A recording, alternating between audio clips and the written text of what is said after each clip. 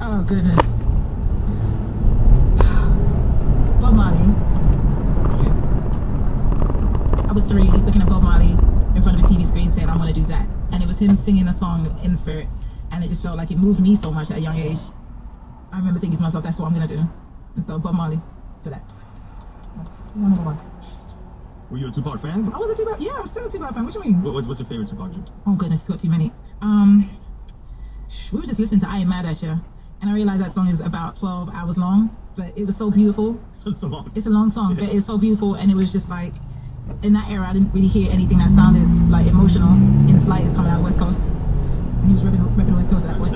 And I never heard anything like that, and it just kind of arrested me, like just kind of had me stuck for a while. Like me and my sisters, that was our dream. And that's right when he passed. Right. And the video was like, yeah, he lived in the future. He also was very clear about his mission.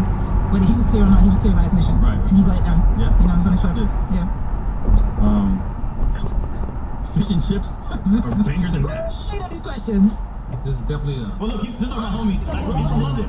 He's from London. Really? He grew up out here. He went to high school with him. It's terrible. These questions are That's wild. my big train. This is wild, sir. Fish and chips. His bangers and mash is strange. What is bangers and mash? I don't know. It's sausage and mash with gravy. Like mashed potatoes and sausage? Yeah. I prefer fish and chips. Fish and chips. Yeah, there you go. when it came to glizzies. Look at you. Kinda did. Nah, I looked at you. All right. The last one of the loyalty or respect? Respect. Because people can be loyal to you and still do disrespectful shit. And it's up to you to see it. But if they respect you, you stand less of a chance of them being disloyal. That's my theory. So not both? No. Wouldn't be no. No. It's one or the other most times. And one breeds one. So, yeah. I'll take respect all day. You don't have to like me. Right. Yeah, no. Respect. Share out me. We want to show you your flowers. Thank you. Give you your love. Because Appreciate it. that's what our show is about. Giving people their love. Yeah. And we want to give you your love. Thank you. I appreciate it. Well done. Yeah. Can you talk about how you and Kanye connected? I do, and it's a story. It's a story. It's like it's a story that's on Google. No, On Google? but no. As in, like I've told it so many times. Right, well, we met a while ago, like in 2002, maybe, right before my first album came out. Right. And I wanted to actually find John Legend, and that was the point. Wow. Because I heard a song. Yeah, which we eventually did. I heard a song on the mixtapes he had out. And I was in LA working on records with Corrupt and like a few other like West Coast. Going in. I was. No, she was crushing out. No, so like I said, I was rapping, so I had worked with some producers who were the dog pound essentially. They were out there working. Great group of guys. Yeah, and we would go back and forth from London to when I pay my flight and just come out and work with them. Wow. And one of the weeks I was out working, I was staying down the street from Roscoe's on Garrett Street, and I was listening to Through the Wire with I'm doing all that on it, right? And John was singing, and I just kept thinking to myself, that's not his voice. And so I went to Roscoe's and I'm listening to it on my phones, and I walk inside and he's sitting there, and I'm just like, holy shit. Kanye shit sitting there? Yeah. Wow. It's 2001. No, I'm saying the fact you were listening to it and you said that you walk in, This happens to me frequently. that's a magical like You walk into Roscoe, Yeah. he's there. That's like law of attraction shit right there. Right. It's my whole life. Right. Real talk. I'm writing a book about it. It'll shut up. But he was there, so he comes. I prayed, and I was like, God, I just need to speak to him because I didn't want to run up to the table and be like, oh, why you have chicken in your mouth? Hello, some British girl. And so he comes outside.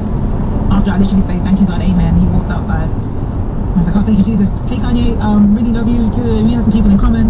I really wanted to work with John Legend. Is he there? Is he like, can I just connect with him? And he's like, you know him? I was like, I know his voice. It's like, because John Legend wasn't well known yet. He was like, there was no video. Right. So he's probably surprised. Oh, you're Yeah. This is crazy. And he said, come to the studio. I go to Record Plant and met John. It's a short version. And we've just been cool ever since. He actually signed me to my second album in the US with Atlantic. And that's how Everyone Has Shine and American Boy. That's a short version. Wow. Yeah, it took 10 years. That's a lot of time, but it's a lot of manifestation. It's a lot of like law of attraction. It's a lot of walking in your purpose for me, you know? But you worked with some big people early on. Yeah. Like, you worked with Swiss, right?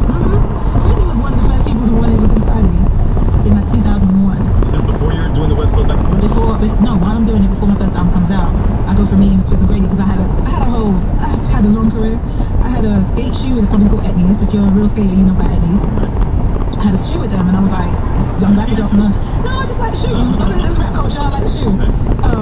And when I went to talk to Swizzy and them, they were like confused. They were like, how do you have a shoe with the #1 skate brand in the world at the time? Blah, blah, blah, blah. Right.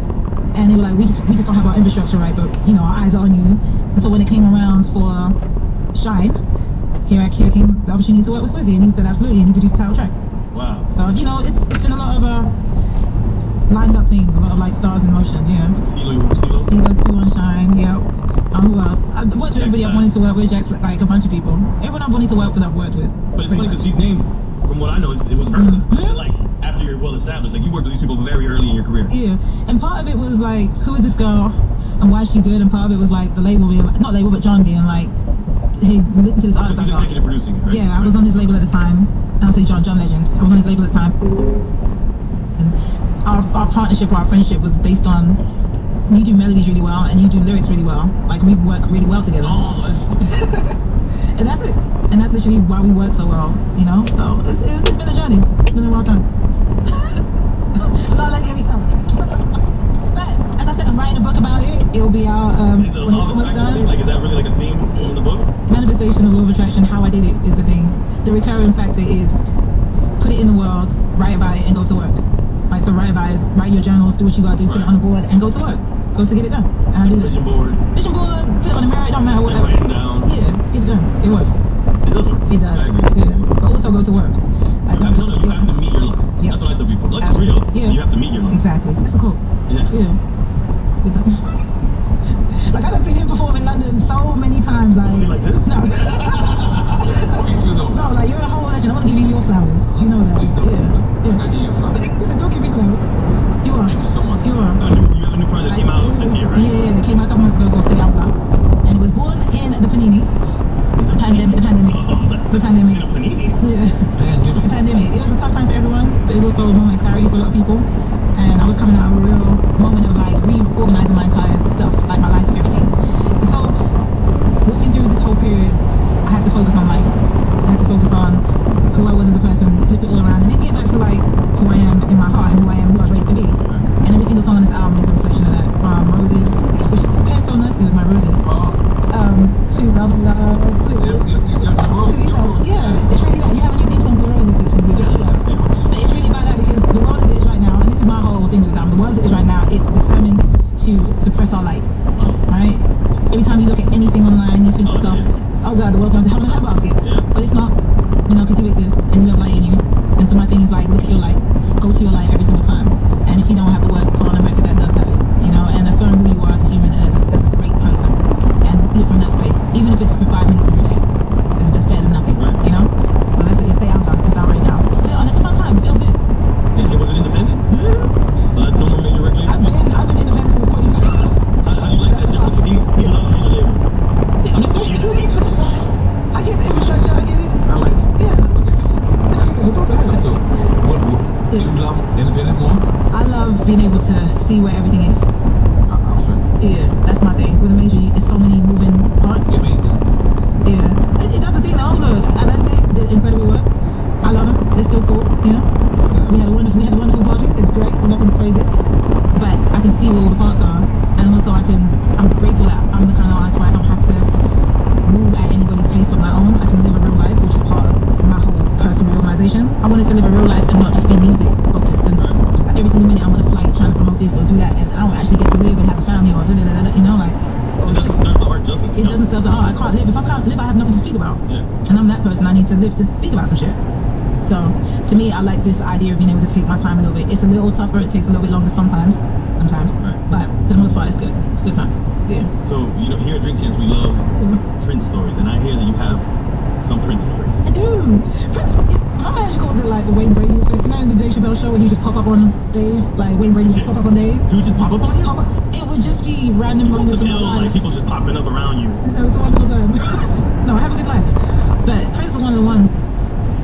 I remember seeing him over my backyard in London. Really, you saw Prince in your backyard? No, so let me phrase it. He was just in my backyard. What the fuck is going on? I used to live in an estate in London, and right over the side of the estate there was a stadium. Right.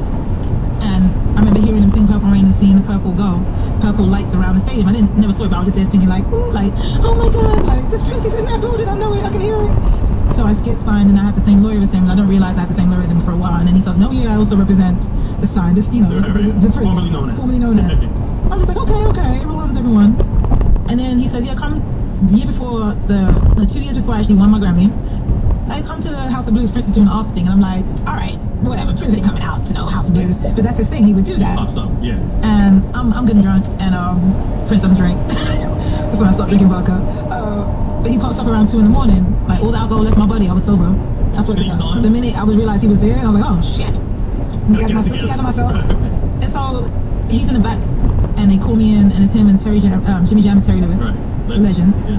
And they sat there, and he started telling me all the independent stuff, like, yeah, like, make sure you have controller, blah blah blah blah blah. Don't allow this. Your 360s, they're gonna try you with that. Don't give it up. Make sure you have Prince telling you this? verbatim. And so Well, he would stop that. and he would tell the young artists, tell the artists, and that's my thing. It's like, That's the nice. yeah, own your shit. And so own your shit. And so I learned, and I would start absorbing all of that. So things went on. True Romance came out by independent by us, and I had a song called Conqueror on that, which was on Empire and did all the things. And he called me on the week of release. I'm in my house putting together. I put together. I'm a home decor fan, and when I need my brain cleared, I'll go and start putting together things, like put together a bookshelf, like cut a wall open, like that's me, right? And he calls me in the middle of me putting together a bookshelf, and I'm here like, I was first calling me this afternoon in Brooklyn. What's happening? I lived in Brooklyn, but he was like, you know, you're doing the right thing. This is it. This is what you should sound like. This is great. Keep it going. Yeah, and he just reminded me of who I was. He was like straight in your crown, and every step, and it's not just then. These are major moments. And then every step of the way, he would just call me and just affirm that I was doing the right thing. And then he called me and asked me to perform with him in Baltimore. That concert he did in Baltimore for when they had the protests. And I was like, we'll be over there. Went over there. Thought I wasn't gonna get to perform. Ends up pulling me up for Purple Rain. I don't know what I sounded like, but I did. Because I had a whole out of body experience, like it just felt purple. Well, the venue was purple, but it just felt like purple, and it felt like light, and it just felt like, holy crap, I'm floating. You know, like this isn't real. What do you want me to sing? What do you want me to do? And so it's not. I mean, this Prince is kind of popped up to just affirm that I'm doing the right thing and I'm good. But it's also just like his brilliance is astounding. And then Stevie Wonder's another one of those people that I feel like is a living legend. Yeah, living legend. So you know what I'm saying here? He can see, right? We said it here. He said he cannot. He told everyone the story the other Everybody day. told us that he can see, that he pressed buttons in elevators, and He's been doing this his whole life. He's 75. I know his senses are off the Things chain. are, And he's yeah. been going to the same places, so everything seems like. Of course, his ear is incredible, but it's just an amazing thing to witness somebody just be that prolific their whole life, despite with a disability. what people call a disability. Prolific still. So it's like there's no excuses for me to not make great music or not do the thing I do really well. When these people are, hi, I'm in your energy field. I pop up around you. Like, what are we doing? So You know? you gotta say Stevie's story then. What's the story of Stevie? Oh goodness. How I met Stevie. There was an event I took my homegirl to. It was Joe, Keith Sweat, and somebody else. And it was hosted by Stevie's radio station. I'm not thinking in any capacity that Stevie was going to be there, but he'd heard that I was in the building, and I was in the back again, drinking my brown liquor, minding my business. Like, oh my goodness, Stevie's in the building. I couldn't see him, and then he gets on stage and he calls me up, and I'm like, what do you want me to say? This is I'm honest like that. I'm like, what would you like me? Because I'm standing next to you. One of the great, just like how you bugging, like, what do you want me to do? And then you got like Keith Sweat, Johnny Gill, and Joe in the building at the same time. I was like, what do you want from me to do? I came here to watch and learn, okay? He sang Women in the Sky, and he made me sing it with him, and I was like, and we've been friends since. Yeah, it's family, but it still blows my mind in a certain sense that I've done the right things in order to put me in an energy space with icons and legends like that, you know? I don't think there's many people who could say they have stories with Stevie and Prince, let alone. I'm honored, like, that's what we got. So what are you looking forward to doing?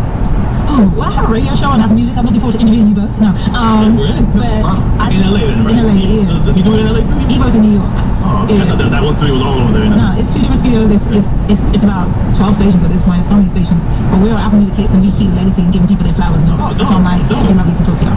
Yeah. Okay. Yeah. No, let's do it. And music-wise though, music-wise, the album Stay Out is out. I have a book coming about my journey so far. It's a how-to book. Like I said, how to do it. How to manifest? Yeah, essentially. And performing-wise? I'm performing. Yeah, I'm performing out here tomorrow. I mean, I know that when people can get this, but I'm performing in Overtown at the festival. Yeah, I can do it. We're coming out. There you go. So yeah, we stay out. We're doing shows. You can always catch me on my Instagram, my socials, and find out where I'm at. But yeah.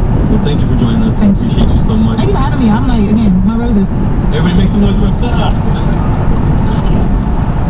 Drink Champs is a Drink Champs LLC production. Hosts and executive producers, and most importantly,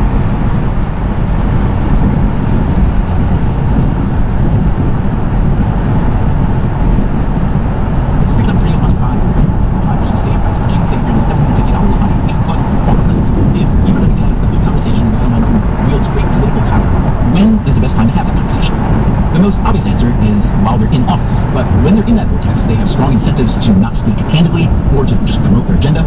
Another common time for a conversation like this is the exit interview, but the exit interview can get tied up with exhaustion, relief, regret. Eventually, this person may publish their memoirs, and they'll do some interviews to promote them. By then, they may be in factory production with churning out the same answers in every interview. So, when is the best time to have a good conversation with a person like this? Is there maybe a sweet spot sometime after leaving office but before publishing their memoirs? Maybe while they're still writing, spending all their waking hours sifting through their accomplishments and their what could have beens?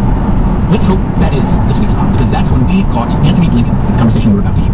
Blinken was Secretary of State for the entirety of the Biden presidency. He was considered one of Biden's favorite and most trusted allies. Their time together goes back to the Senate Foreign Relations Committee. Blinken has spent more than 3 decades working on U.S. foreign policy. He also served in the Clinton and Obama administrations. Secretary of State is sometimes described as the second most important job in the world. Past office holders include Thomas Jefferson and John Quincy Adams, George C. Marshall, and Henry Kissinger, who Blinken spoke with regularly while Blinken was secretary. Here's how Kissinger once described the secretary job. Each success only buys an admission ticket to a more difficult problem. Today on Freedoms Radio, we interrupt Antony Blinken's memoir writing to talk about Blinken himself, as well as Joe Biden, Donald Trump, Gaza, China, Syria, Iran, Russia, and the rest of the world.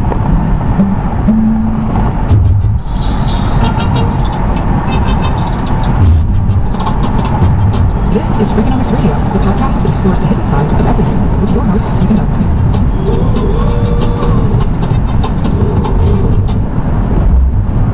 So first of all, just say your name and what you do. Tony Blinken, and former Secretary of State. You shortened it quite a bit. I did. You could have gone on for hours. 3 presidential administrations, correct? 3 presidential administrations, starting with President Clinton, through President Obama, and then President Biden. I'm sorry to be so basic here, but why Antony and not Anthony? I was apparently supposed to be David, and then my cousin beat me to birth and was David. My parents had a friend, a sculptor, whose first name was Antony.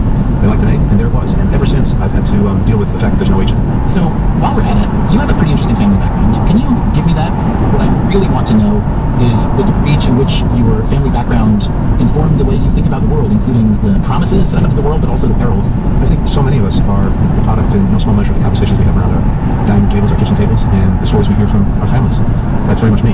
I had my father's father, my grandfather, who came to the United States at the turn of the last century, fleeing pogroms in what is now Ukraine. He was able to build a life in the United States. He was welcomed here, built an extraordinary life, sent his 3 sons to Ivy League schools. What did he do for a living? He started out as a lawyer. He practiced before the Supreme Court, but ultimately he started a company and did very well with that, but was also just deeply engaged in the life of the mind, but also in the public square back in the 1940s. As the question of Israel was emerging and the question of the Jewish state, one of the arguments against the United States supporting the Declaration of Independence by Israel was the notion that it wasn't economically viable. And at the time, my grandfather produced a study that was both definitive and considered somewhat dispositive of the question, showing that in fact it would be economically viable. That contributed to the policy decision the government made at the time to recognize Israel. For my grandfather, he saw, like so many others, this country as a beacon of hope and maybe the last best hope. My late stepfather, Samuel Pisa, he was born in Białystok, Poland. Before the war, there was a center of Jewish life in Poland. He went to school in Białystok with about 900 other children. He's the only one of those 900 to have survived the war. He lost his mother, his father, his little sister, Frida. First there was a ghetto in Białystok when the country was dominated by the Soviets, and then of course it gave way to the Nazis. He was sent to work camps, then concentration camps, death camps, Majdanek, Auschwitz. Somehow survived. Before the end of the war, he was on a death march out of one of the camps in Bavaria. He made a break for it with a couple of his friends, and somehow they made it into the woods. They hid out during the day, they moved around at night, and then one day, as they were hiding, they heard this deep rumbling sound, and they looked out from where they were, and they saw something they'd never seen before. A large tank, not with the Iron Cross, but with a 5-pointed white star. My stepfather ran to the tank, which is probably a pretty foolhardy thing to do. He's how old at this point? He is at this point about 16. He makes a run for the tank, and the hatch opens up, and a large African-American GI looks down at him. He then says the only 3 words in the English language that he knew. His mother taught him these words before the war. God bless America. The GI lifts him up into the tank, and in effect, into freedom. Again, America as literally the only hope. That was infused in me, and I wanted to do my small part, hopefully in continuing in some fashion that tradition. Your stepfather, many years later, talking about you, working now in government, he said he took in what happened to me when I was his age, and I think it impressed him and it gave him another dimension. When he has to worry today about poison gas in Syria, this is during the Obama administration, he almost inevitably thinks about the gas with which my entire family was eliminated. Is that an accurate connection? It is, that's right. The resonance, the connections, the progression of history is something that resonates powerfully with me. It's also personal because of these family stories. And then, Stephen, I had the extraordinary experience of living outside of my own country as a young boy. We moved to Paris from New York when I was 9 years old. My mother had remarried, and off we went to Paris. That was also extraordinary because it gave me an opportunity to see my own country through the eyes of others. This was an incredibly charged time, early 1970s. The Cold War was on, Vietnam War was on, we had conflicts in the Middle East, Afghanistan. You wind up getting into discussions, debates, arguments with your classmates, and you find yourself almost in the role of a junior diplomat because inevitably you're kind of representing your own country. Given the climate of the times,